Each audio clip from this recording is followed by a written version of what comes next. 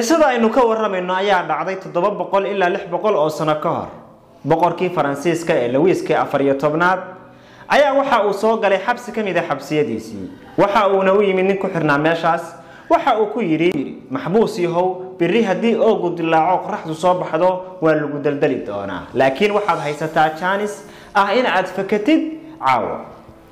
caawa waxa lagu banayn doonaa meel kamid ah xabsiyadan meel kamid ah ayaa fursad waxa laga siin doonaa in aad ka baxsatid يعني meelaha uu ka awdan yahay xabsigu meel kamid ah ayaa la furi doonaa meeshaas ayaad ka bixi doontaa caawa ayaa chance ka haysataa mar hadii biri qorraxdu soo baxdo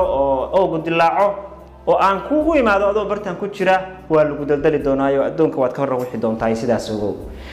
ninkii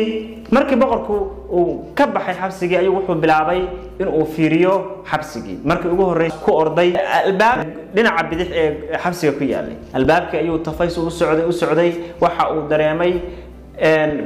dhul iyo berri iyo yaani inuu hawadii u soo baxay ayuu dareemay waa farxay wuxuu yiri hadaad ka baxaysaa si u socday wuxuu tagay meeshu xabsigu qalcad buu ahaa qalcadda fikteedii hore ayuu tagay hadba albaab ayuu fiiriyaa hadba meel ayuu galaa hadba heer wuxuu gaaray xitaa uu meel dhuqdhuqa oo tuuba amal ah inuu ku xamaarto oo meesha ugu dambaysa uu tago wuxuu wax sidaas ku jiraba oogii ayaa ku dilaacay isagoo daalay oo naftu hayso boqorkii ayaa u soo galay isagoo isdhiibay diyaarna u ah in la daldalo wuxuu ku yiri waxaan ku jeedaa inaad meeshii heli weyday bal ii waran soo yiri boqorow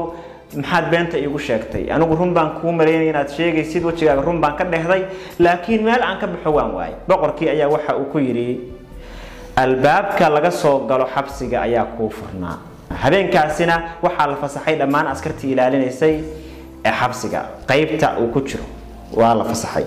sidaas darteed waxaynu halkaas ka fahmaynaa ama ka baran karnaa in fursadaha iyo guulaha aynu ka raadinayno meelaha fog ay yaalaan hoosteena ay u baahan yihiin oo kaliya inaynu miyir iyo deganaan aynu ku eegno